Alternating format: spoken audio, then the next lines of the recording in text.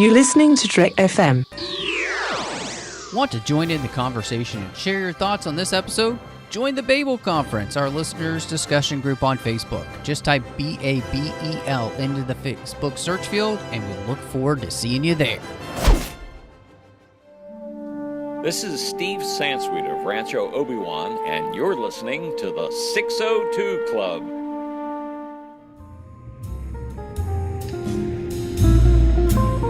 There was a little bar in Mill Valley where all the Starfleet trainees used to go. The 602 Club. You know it. I was there more times than I can remember. It doesn't mean I don't care anymore. I don't want to let you down, honest, but it just doesn't hurt so bad anymore. You can understand that, can't you? Look, I can give money to the city. They can hire more cops. Let someone else take the risk. But it's different now.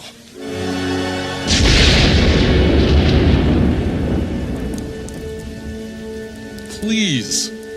I need it to be different now. I know I made a promise, but I didn't see this coming. I didn't count on being happy.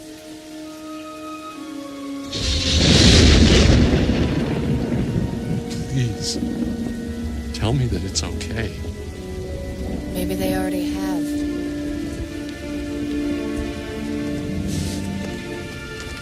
Maybe they sent me.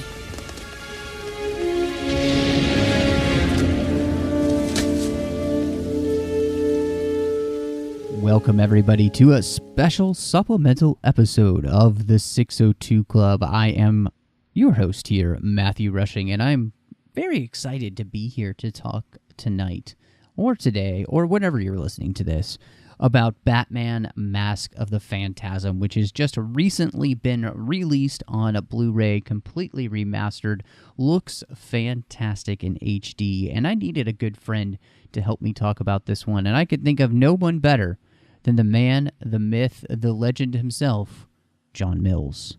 That speaks volumes, not about me, but about you, Matt. I'm sure you could have found somebody better, but I'm flattered to be here nonetheless. Well, Thank I did you. try to get Tristan Riddell on. Yeah, he's a squirrely one. He's tough to lock down. He really is. So, I mean, I guess I shouldn't have said that out loud to you. I'm sorry, man. Oh, it's okay. It's My okay. bad. I'm just happy to have a chance to talk about Batman, and especially this film. Yeah, I'm really excited. This is something that, I can't honestly not remember if I had seen before, and I may have seen bits and pieces of it maybe, but I don't feel like I'd really sat down and watched the whole thing. And so, diving into this was honestly just a joy. But before we completely get into everything, just want to remind everybody, you can find 602 Club everywhere, as well as Trek FM, wherever you get your podcasts. You can, Google Play, Apple Podcasts. I mean, we're all over the place. We're a feature provider there in Apple Podcasts, and if you're over there, hit us up with a star rating and review. Help us grow. Help more people find the show with your review. And if you give us one, I will call you out online and thank you. You can find us on Twitter at Trek FM, Facebook at facebook.com/Trek FM. We have our listeners-only discussion group. It's on Facebook. It's called the Babel Conference, and you can dive into discussion there. Type Babel into the search field, or if you are on our website at Trek.fm, you can hit discussion on any of the mini bars, and that will also bring you over so you can join in the conversation. And if you'd like to send us an email, go over to trek.fm/contact. You can choose the show, choose the 602 Club, and that will come straight to me and any of the hosts on that week. And you can write anything you'd like about the episode or anything else that maybe you'd like to talk about geek fandom-wise. So, John, this is a movie that came out in December of 1993. Christmas Day. Yes. And, I did a little research because I was interested in this, because I knew that it had come out in the theater, and it's not something that I saw in the theater. Did you? I did. Okay, My dear friend Joey, who I have known since I was 15 years old, we actually, the very first conversation we ever bonded over was Batman, the 1989 movie. We were huge fans of it. And we also saw, Batman Returns. I liked it better than he did at the time, that sort of thing. But by the time Mask of the Phantasm came out, we were very good friends by this point, and we had gotten to be good enough friends that we established a tradition of, after we were done with our familial obligations, which were always sort of a chore, meeting up for dinner and a movie on Christmas Day. Because back then, I mean, I feel old now, but back then where we were, that wasn't a thing. Like it was a ghost town to go out to dinner and go to the movies. And Batman Mask of the Phantasm, we were like, yeah, sold, done. And we went in, we saw it. I actually remember it snowed that Christmas Day, which was odd for the DC metro area. We typically didn't get snow growing up on Christmas Day. But I remember driving home from the theater and there was actually snow. But all that to say, yes, I had the good privilege of actually seeing this in the movie theater. See, and this is one of those places where I just completely missed this coming out at that point, and it's too bad too, because I would have liked to have seen it. But the interesting thing when I was doing the research, John, and the reason I asked is that this reminded me a lot of something that we're both familiar with, which is the Clone Wars. Yeah, and that this was not originally planned as a theatrical release. Yeah, that's right. And I know that people. I mean, it didn't do particularly well when it was released, but I remember back then telling people that I had seen the Batman animated movie, in the movie theater, and they're like, "Wait, there was a movie?" Like it caught people off guard that it was released, and I think the only reason Joey and I even knew about it is because, we were.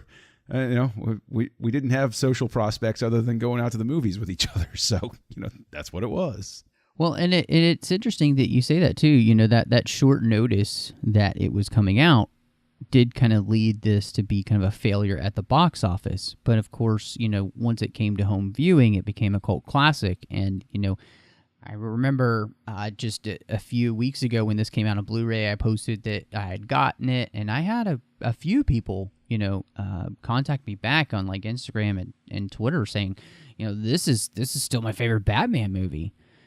So it kind of has that amount of clout with certain fans in, fandom. So, yeah. This isn't anything to sneeze at when we talk about it being, an hour and 20-minute animated Batman movie. And, and that's the thing. That is one of the things that I always, I don't want to get like too ahead of ourselves or anything, but one of the things that every time I revisit this, and I do watch it, I mean, it's not like every week or anything, but I've watched it frequently enough through the years. One of the things that always amazes me about it is we all get running time stuck in our heads. I remember with The Dark Tower, when they said it was an hour and a half long, people said, and only an hour and a half? Oh my gosh, I can't believe. Or Christopher Nolan with Dunkirk says it's an hour and 47 minutes. And people are like, oh my gosh, he usually does 3-hour movies. What does this mean for the film? This is just lean storytelling at its finest. And it proves that you don't need a lot cluttered onto your film. I would actually like to see more modern films take this approach and say, you know what, let's just go to the bone. What do we need and how can we tell it? I mean, this thing has flashbacks. It has fully developed character arcs for everybody in it. But a lot of people, I think, would look at, hour and 20 minutes, whatever. It's, what is that, a TV movie, Well, and I think that you're absolutely right because, the thing for film is, what does your film need to tell its story? Does it need 3 hours? Does it need an hour and a half? What is the proper running time to tell your story succinctly in a way that allows the audience to feel like it makes sense? There's all the connections you need. There's the character development. Sometimes that takes 3 hours. Sometimes that could only be done in an hour and a half, and the movie would be way better for it, And I think having the eye to be able to understand how long a film needs to be is something that, maybe needs to have be revised, and it's something that needs to be revived, in Hollywood, and be able to see what really will make a difference. Because, like I'll call out, I think Batman v Superman is better as a 3-hour movie than it is a 2.5-hour movie. And that's because of connections that extra time makes. Without getting into semantics, I agree with you. I think that is an absolutely true statement. That I think that film would have been better received. I know it would have been better received by me had that 3-hour cut come out. I do. I honestly believe that.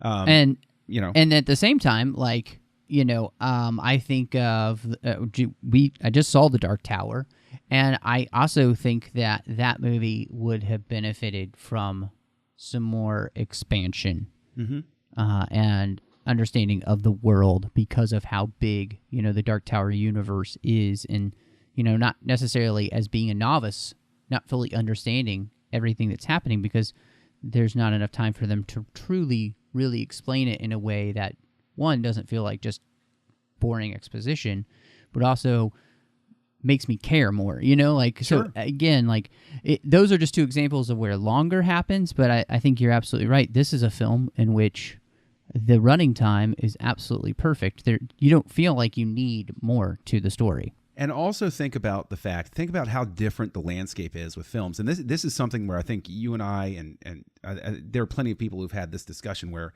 I would fully embrace Warner Brothers, Marvel, anybody else having releases that, okay, you can have your connected universe thing, but you could also have your standalone Red Sun or your Gotham by Gaslight or something like that. This is a film released 4 years, well, 3.5 4.5 years, however long, after the Tim Burton Batman.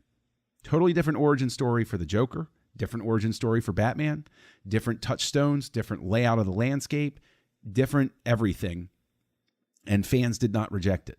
I mean, it did flop, for lack of a better word, at the box office because the marketing campaign wasn't there. They couldn't generate the interest. But not one fan said, oh, well, you're violating what happened over in Tim Burton's Batman. You can't have these two Batmans out in the movie theater. Yes, you can.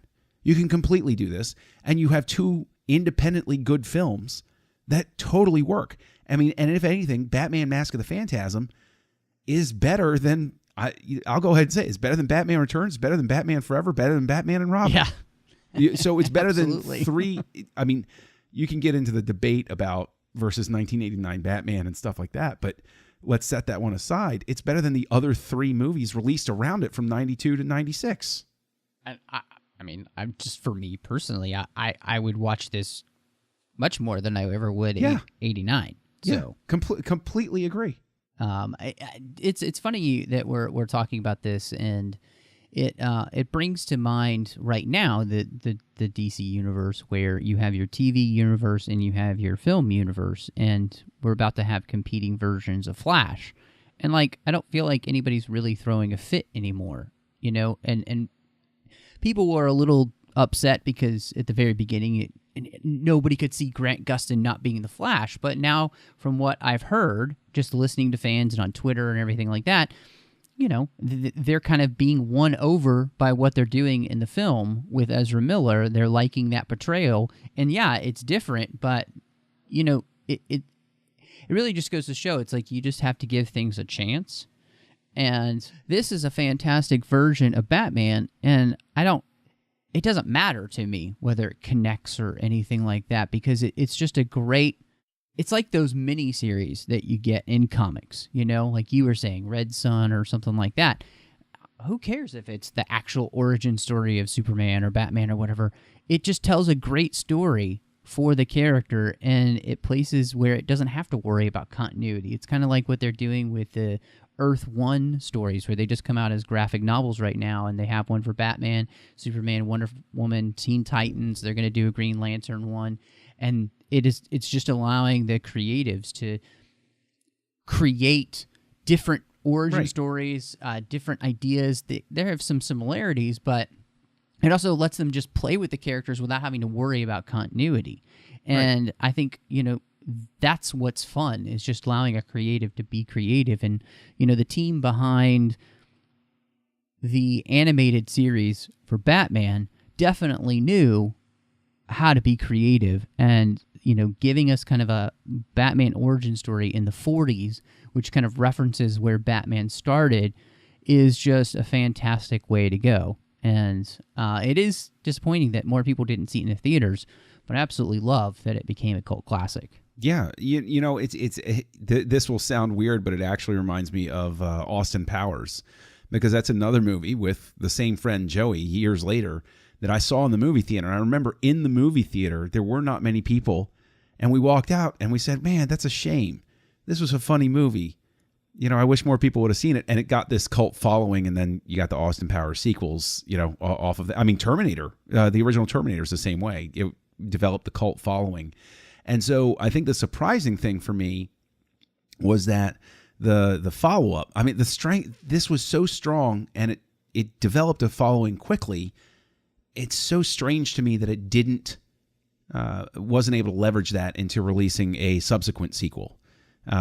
Because Sub-Zero was almost as good as this, but it wasn't released in the theater. Like I think that this left them a little gun shy. But I mean, you know, you think about the talent as well behind the screen, the voices of this. I mean, they've got Stacy Keach. They've got Dana Delaney, who was, you know, she was a name back then. She was a big name back then. And, you know, Abe Vigoda's in this, for Pete's sake. You know, Fish and Sal from The Godfather. I mean, come on, man. Yeah. Like, what happened? You know, and the thing is, that was kind of a rarity back then, because I remember Transformers the movie, there was sort of a splash because they had an all-star voice cast. And this has an all-star voice cast. And this is in the days before. I mean, even the Disney movies back in this era didn't have all-star voice casts really until Aladdin. Right. Yeah, absolutely. You're absolutely right. And I think the other thing that I like about this too, just kind of talking a little bit about the cast, is the sense that they just picked the right voices for the characters too. You know, they obviously kept Kevin Conroy because he's Batman from the animated series, and you don't change. You don't just go get another name. You stick with the guy who plays Batman the best. You know, Mark Hamill isn't huge at that point. You know, Star Wars is done. Yep. You know, he's just a voice actor at this point. A lot of people kind of forgotten about him, but his Joker is just so utterly perfect. You know, and then everybody else that you use, like you called out, all these great behind the scenes names of like, you know, from Godfather, you know, Dana Delaney for her popularity, which would also lead to her becoming Lois Lane in Superman the Animated Series, which is pretty cool.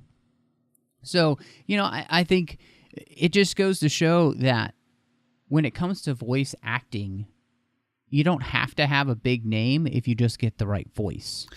Yeah, I mean, I think they lucked out. And I mean, you know, I'm sitting here geeking out over Abe Vigoda's name, but how many people, when you say Abe Vigoda, who? You know, but I think there is maybe a little bit of, blinders on in my case. But Hamill especially, his Joker is, I mean, as much as everybody loves to heap praise on Conroy, justly, for his portrayal of Bruce Wayne and Batman, you struggle to think of this Joker existing without Hamill's voice work. What changes about him without Hamill behind there? And I remember it was a big thing because it was sort of a coming out party, because he had been sort of under the radar even with the series. People didn't really know. And I remember they did a behind the scenes making of thing that aired on cable or something like that, where they showed him in the studio. And he's a very physical actor when he's a voice actor. And so he's doing the faces and the moves and stuff like that. And everybody, like that brought a lot of cachet to it, as it were. But, you know, this is I think what makes Mask of the Phantasm, what makes the voice work so unique is when I go back, when I see Heath Ledger's Joker, I'm, without even realizing it, I can fall into thinking about it from the lens of Hamill's Joker. And I think that Ledger's Joker has a lot more in common with Hamill's Joker than, you know, any other portrayal that I've seen or heard. In the fact that this Joker in this film, granted it's a PG film, but there's just as much menace about him. He's doing the giggles and everything, but he's got all of these and yeah, it's very cartoony, overblown and everything, but he's got a real menacing bent to him. Like when he loses his cool, they do this neat thing where the whole screen behind him turns red, or when he, at the big climactic confrontation, his laugh, he just starts laughing. And what occurred to me as I was watching it this time, what was so unique about the characterizations, and I think what makes it resonate is Batman and Joker have always been flip sides of the same coin. And what I think about it what I thought about it in terms of with this viewing was these are both characters who have stared into the abyss. You stare long enough into the abyss, it looks back at you. Batman, as a result, has become very brooding and dark and quiet. And the Joker has snapped because he's looked into this deep abyss and it has broken him in a large way. And I think and again, this is an hour and 20-minute cartoon, and it's got that type of layer inside of it. It's really kind of mind-blowing. I really like you pointing out the ways in which like somebody like Ledger, picked up on pieces of this Joker, and I think you're absolutely right. The thing about the Joker in the animated series and what he does here is that for all of his giggling, he is just brutal, and he is very scary. He's not a villain to be trifled with. He isn't just a jokester. He really has no compulsions about killing people. Like that doesn't bother him at all. In fact, he finds it kind of funny.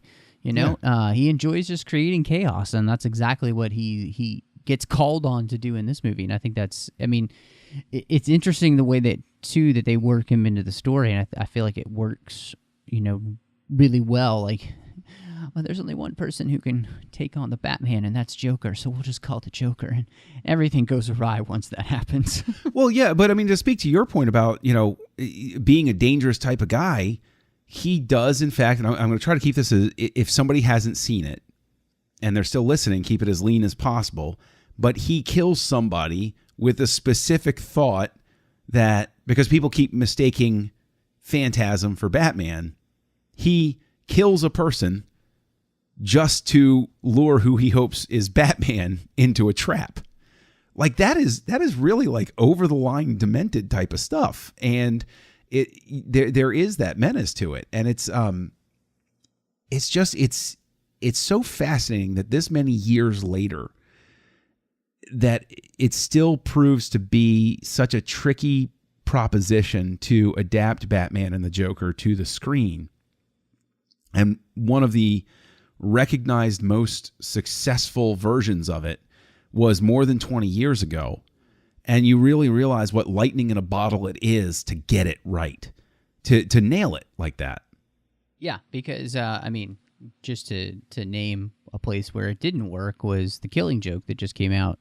And it just, the way that they told the story there, it just did not work on screen. It just doesn't. Yeah, well, and it's the beloved Batman and the beloved Joker from this reprising their voice roles, but because they didn't, and you know what though, that's the thing. There are a lot of touchstones in this specific film, lifted from year one, lifted from year two, even lifted from Dark Knight Returns. And for some reason, Batman always winds up at a construction site fighting with the cops. I don't know. Yeah. That's a recurring theme in his life.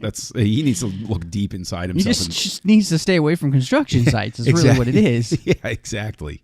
But the thing is, there are those touchstones, and what can be, I guess, it's an overwrought word for what I'm trying to say. But what can be distressing about these adaptations is this, just in the same vein as Nolan, is an example of the right way to adapt a character where there is nothing that is transliterated from the page to the screen. You cited The Killing Joke, and The Killing Joke, they basically just took it and they basically made a motion comic out of it. And except for the 20 minutes they tacked on at the beginning. But there are these other adaptations where it's much more, okay, well, we're going to take it and we're doing a book adaptation. Whereas this is a quote-unquote adaptation, but it's a spiritual adaptation of things that make the characters work. Just like 89's Batman was, just like Nolan's Batman was. They are borrowing, and if you know what to look for, if you know Long Halloween, I recognize that version of Harvey Dent, and I recognize that version of this. But this is in that school. And I think that's honestly what makes for the best, films where you just see pieces of the characters from different places. And I I think it's one of the things I liked about the DC universe so far in the films with what they did with Superman and how they brought in Batman and Wonder Woman. It's like there are pieces of all these things. Like I just read the first omnibus of George Perez's work for Wonder Woman. So much of that is sprinkled in throughout the Wonder Woman film. But so is the New 52 origin, and so a bunch of other things that I've read about Wonder Woman. And they're all just kind of put together to make this Wonder Woman that you see on screen. She's just a culmination of all this stuff. The same thing with, I think, Superman and Batman in that universe. And so it's like it works so much better when you kind of create your own version of the character then. And I feel like that's kind of what they do in this film. And kind of diving into this idea that the movie has two parts, the past and the present. And it starts in the present, but I wanted to talk about it with the past first, because I think it's one of the most interesting parts of the movie, because really they're telling the origin of Batman in a way that you haven't seen before, I think, and that it doesn't involve seeing his parents die. Right. The really interesting thing about this version of Batman is it shows him willing to give up the life for love, basically, to say, to be happy. There is another choice here. And I think that it makes him all the more tragic because he makes that decision. The decision, there's a part of us every time we watch Batman's origin story, there's a part of us that will always want him not to do this to himself. It's the whole thing that Michael Caine voices in Alfred in Dark Knight Rises, where he's like, I hoped you stayed away. I didn't want you to come back. I wanted you to go off and be happy. I didn't want you doing this with the rest of your life. And you see him in this one willing to do it, and then it's taken away from him, and it makes him even more tragic because it adds on this whole other layer of you can understand why he feels trapped by destiny. Like he has no other choice because he tried and life took it away from him. So I can understand somebody feeling this sort of despair where it's like, well, this is the only choice I have. This is the only choice that the universe is going to give me. I might as well embrace it. And it is really beautiful because, what happens is that he meets Andrea Beaumont, and she has a parent that's died. He has parents that have died. They actually meet at the cemetery, and they kind of start this flirtation, and it just becomes and it blossoms into an actual relationship. But at the same time, Bruce has started his road to becoming Batman, being the man in the ski mask and all black, trying to stop criminals and all of that kind of stuff. And he keeps kind of like butting up against the promise that he made to his parents. And it's almost like this idea of like predestination, that he can't get away from being Batman. And the way that they really play with that whole idea of like, is it going to be okay for him to be happy? Is it okay for him to like, and even I even love the scene where he's begging, his parents' gravestone. Isn't it okay for me to be happy? I didn't plan on this. I'm sorry. I didn't see this coming. He didn't ever see himself ever being happy again. And what I love that this movie does is it shows Batman not being so cold that he can't recognize happiness when he sees it, and not willing to give up the mantle if happiness will come to him, which is the thing that I think I loved so much of what Chris Nolan picked up in his Dark Knight trilogy, that he found that there could be happiness at the end, and he was willing to let Batman go to find happiness for himself, to be whole again. And this movie does that in 120 minutes, and it's so great to see that possibility for Batman, because again, like you said, that's not something you generally see.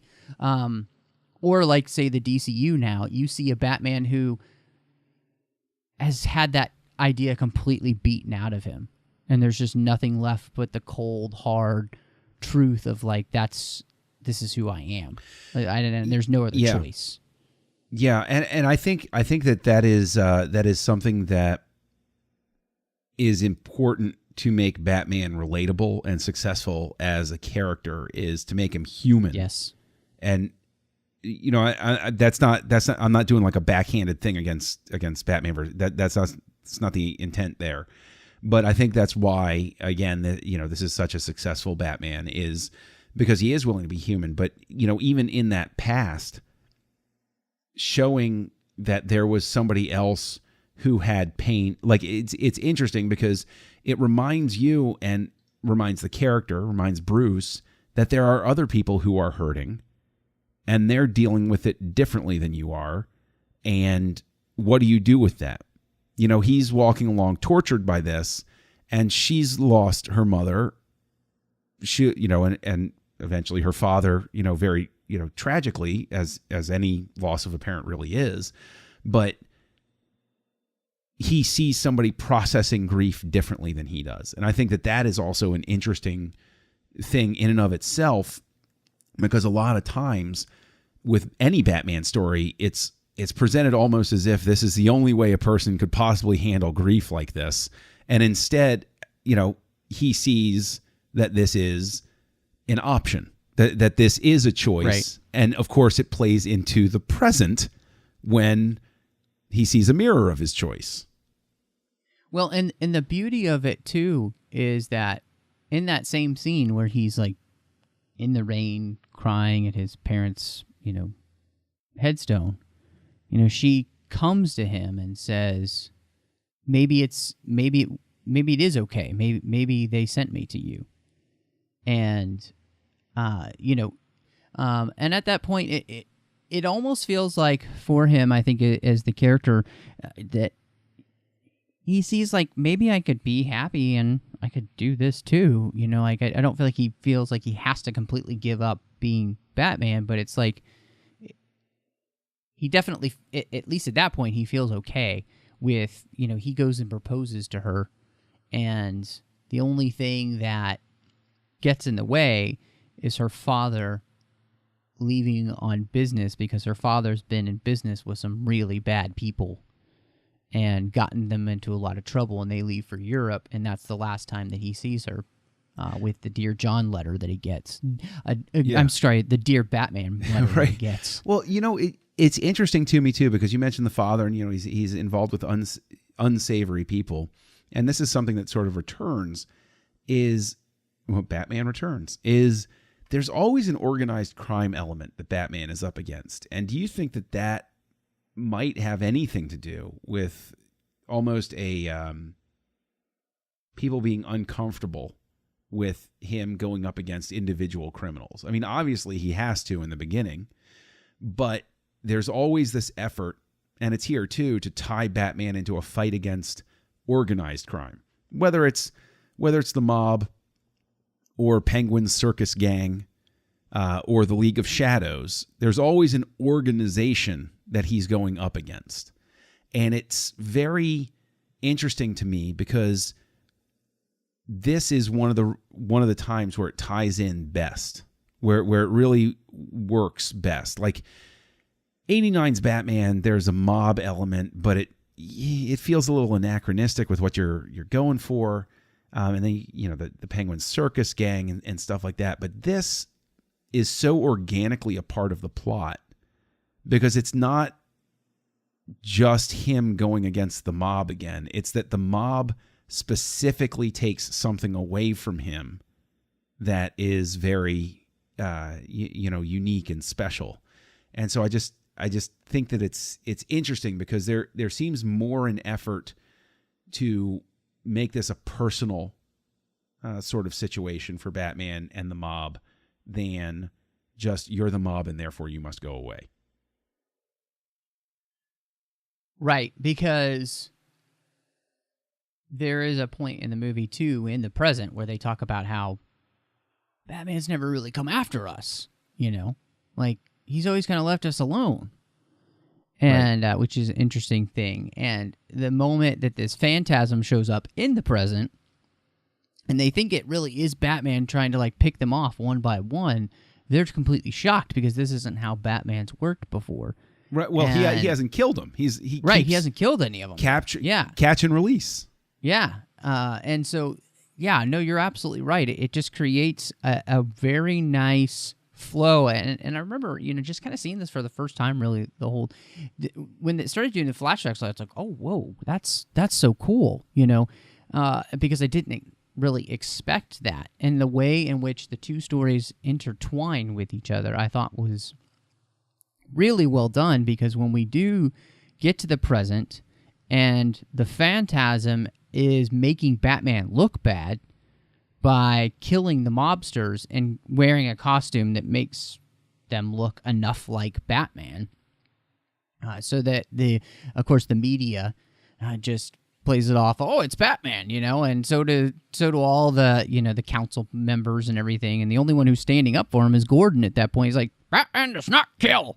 Yes, you know what, and I'm glad you point that out, because I love the scene where they're talking about you got to go after Batman, and Gordon just storms out. He's like, "You want to go after him? You take him out." And it's so.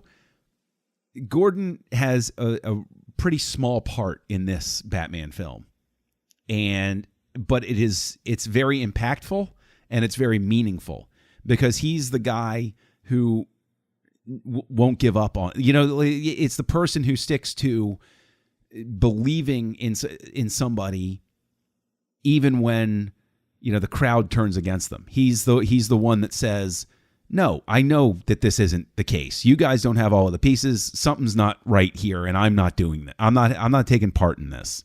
And it's even like a subtle thing about how quickly the crowd can turn against you when they think you've done something. Absolutely. And what it really boiled down to for me was that you could tell in the present that Batman and Bruce had done such a great job of cultivating that relationship with Gordon, and giving Gordon enough reason to trust Batman, so that when something like this happens, Gordon immediately was like, I smell something fishy. This doesn't fly with what we know of this person. And it doesn't. I mean, it's also one of the things that I really like about the movie is it was Batman's trying to figure out this mystery too, because and this is one of the few places I feel like Batman gets to do some detective work in Batman movies. Like, he actually gets to play a detective as he's going to people's homes, breaking in, looking through files, taking when he finds the picture and he connects Andrea's father to these mob bosses and everything, and remembering back the connection then from the past, and he's putting all these pieces together, and it's like, oh, you're getting to see Batman do what he's really known for, which is being the world's greatest detective. Yeah, and I think you also just to address one last thing from the past storyline, is I think that something that can be a rarity, unfortunately, in Batman films is a fully developed female character.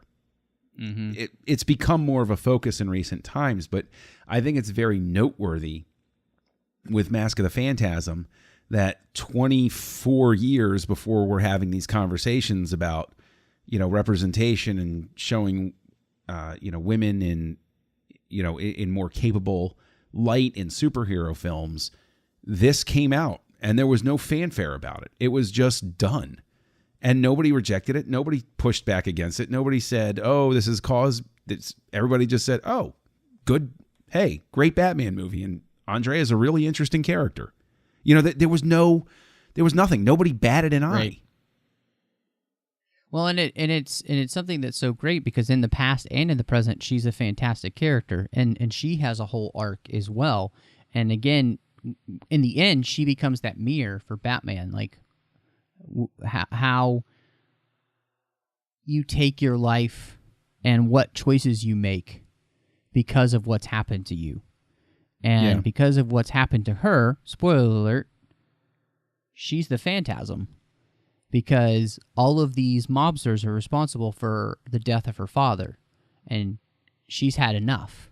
And something kind of breaks inside of her, to which she's willing to go after them and make it final that they're dead, whereas somebody like Bruce has had to suppress and has honed that skill of, I'm not here to bring down the hammer. I'm not here to be justice or get revenge. I'm here to help bring justice to people who might not have gotten justice otherwise. Yeah, I mean, it's always an interesting thing to throw Batman up against essentially what is the Punisher, right? What separates the two of you? Is it as simple as, you know, who you are or environment or discipline or what have you? And I think it's a very worthwhile question to ponder, specifically because, you know, Batman doesn't go after revenge, but he's still breaking the law. He's still moving outside the bounds of the law to get what we would consider justice. So what makes us okay with that versus what's okay with what Andrea is doing? And are they both understandable? And do they both, you know, can they coexist? Yes, no, that sort of thing. I think it's a great, you know, conversation to have. And, you know, I know where I fall, you know, on the discussion and everything, but, you know, you have this confrontation between them where Batman insists, you know, no, it's not about that for me. It's not about revenge. It's not about killing. It's not about getting the score even.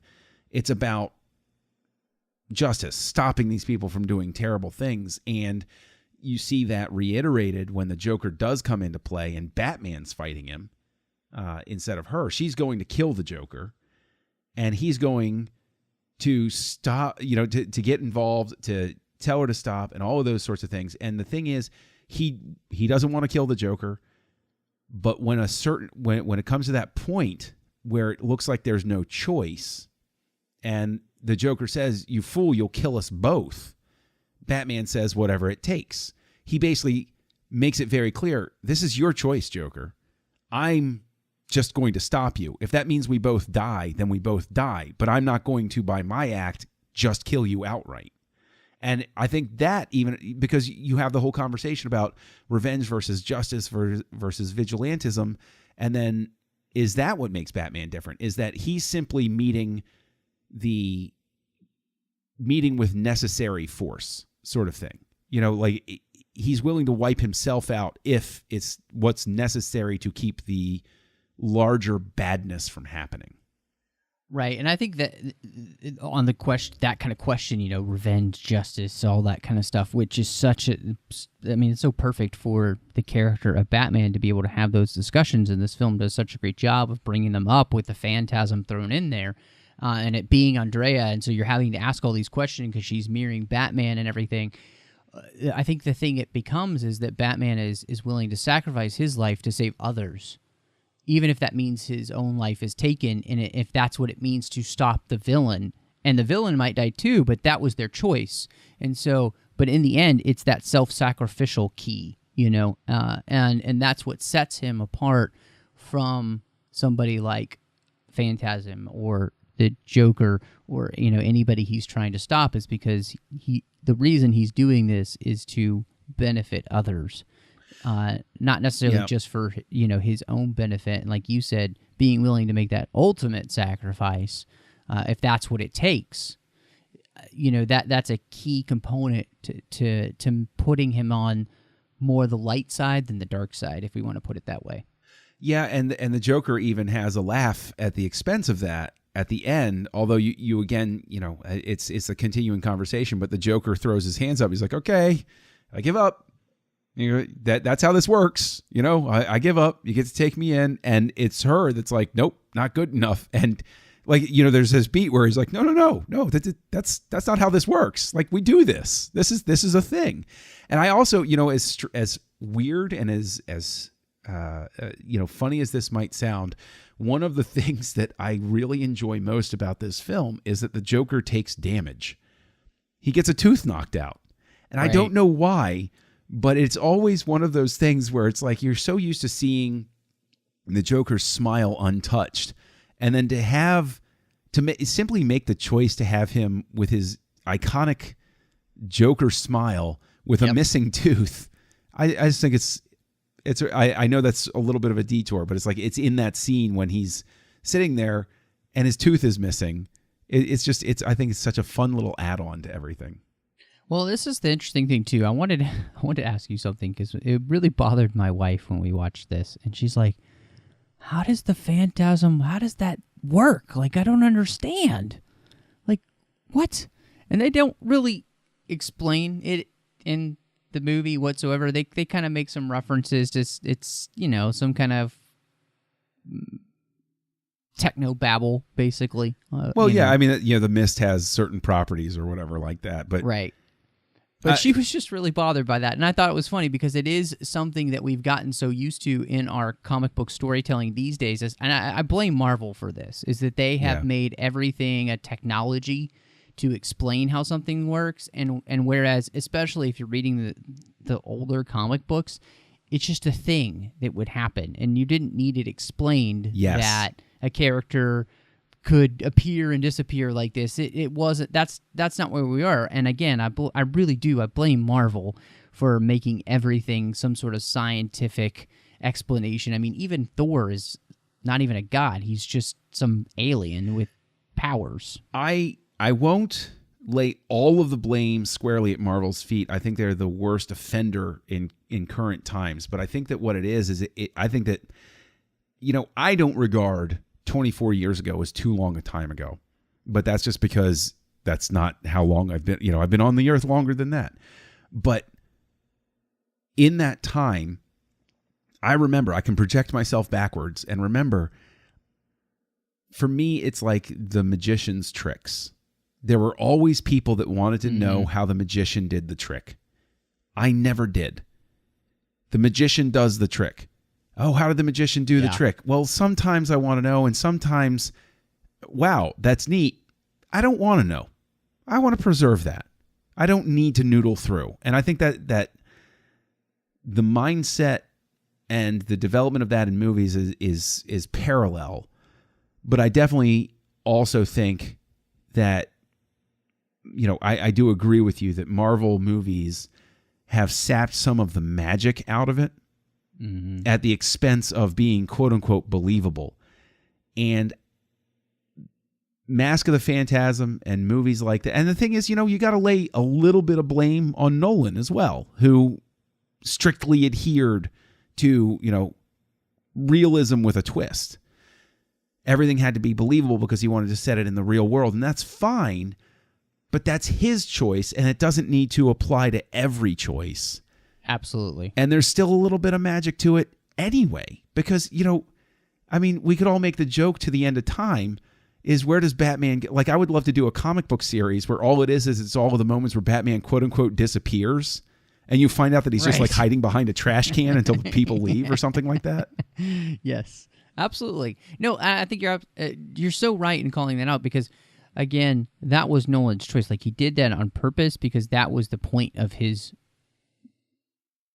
films. Like, that's what he wanted to do. And that was the kind of thing where, like, I take the DC TV universe. It started off with Arrow, where it was just grounded series, right? And it's slowly grown into a place that has, a multiverse and speedsters and talking gorillas and all this stuff in all the same universe. But you started off specifically in a very grounded, gritty, real type of place. And, you have to make all of these decisions when you're creating any kind of comic book character or universe or anything like that. And whatever your choice is, that's your choice, and that's fine. This is just a representation of a time in which we didn't really even ask those questions. Right. Well, yeah, look at 1978 Superman. What gives you your powers? The sun. Okay. And then you flash forward, and it's... And again, this isn't like a backhanded thing or anything like that, but like, now you have to build the movie with, well, it's the atmosphere combined with the radiation from your yellow sun. If it acts on your cells, you know what? Honestly, it's enough. Why am I like this? The sun. Gotcha. Cool. Or it's the ultraviolet light from the sun that kills vampire. No, you know what? Just say the sun. We're good. It works. Yeah. This is, I guess this is one of those things where we could kind of just keep picking apart all this stuff. And the main reason for wanting to do this was just kind of celebrate it coming out on Blu-ray and the fact that it looks beautiful and get a chance to talk about, I think, just a phenomenal Batman experience that you can have. I mean, it's probably the best Batman experience you can have in an hour and 20 minutes. And Easy, yeah. Yeah, absolutely. So, John, if you had to put a rating on this, what do you think you would rate it? You know, it's tough because I want to give it 5 batarangs, but then I walk into the territory of Up would have had 5 batarangs. You know, the Pixar movie Up. So if I'm going on the same scale, this ends up with 4.5 because there are a couple of moments where the foot might have been on the pedal a little bit too long or something like that, but it's definitely in the 4.5 to 5 range. And I think that what pushes it that extra mile, we didn't even get a chance to talk about this, but just before we go, is Shirley Walker's score is fantastic. But yeah, this is in the 4.5 to 5 range. What about you? I'm actually right there with you. I think this is 4.5, 5. I mean, it's just somewhere in that area. Bat caves. We're not sure how big the Bat cave is. That's. I mean, it's either a 4.5 or a 5. We're not sure. 100,000 square feet. We don't really know. But no, I actually the score. It honestly reminded me a lot of the Hunt for October kind of sound, almost like Russian vocal, gothicness to it. Like there's something about it. It's really cool. If you get a chance, pick up the score somewhere because I've been listening to it and I'm really enjoying it. It has all the hallmarks of the great animated series type scores and a more, I don't know, just it sounds operatic is really what it is. And it even has a cheesy tack-on love song over the credits, which is fantastic. I don't know about fantastic, but it's there. So maybe that's what keeps it from 5 is the end credits. There you go. Fantastic getting to talk about this, John. It's so fun to just be able to sit down and talk about something like this where there's really not a lot to critique in the sense of like what we don't like, but it's really a joy of talking about what they do well and why they do it well. And I think this is one of those hallmarks where you can say, look to this to find a way to tell character, arc, story, structure, all of those kind of things in an hour and 20 minutes and find out what they did there and bring that to anything you do, big screen, little screen, whatever, because it really does work here. Really glad we got a chance to talk about it. Thank you to associate producers here, Ken Tripp and Davis Grayson. They make this possible through their support through Patreon for the 602 Club and the entire network. And this is a huge network. We have so much going on. We've got brand new shows popping up, especially with Star Trek Discovery coming out.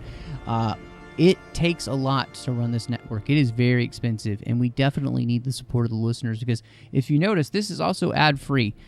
It's all great content. We try to make it sound as good as possible, and it all takes so much work. So if you like what we do, go over to patreon.com/TrekFM, and you can see how you can be a part of the team. We have so many different ways that we like to give back to you on that with the Patrons Roundtable and so much more. So again, go over to patreon.com/TrekFM, and you can see what you can do to help this network keep staying on the air.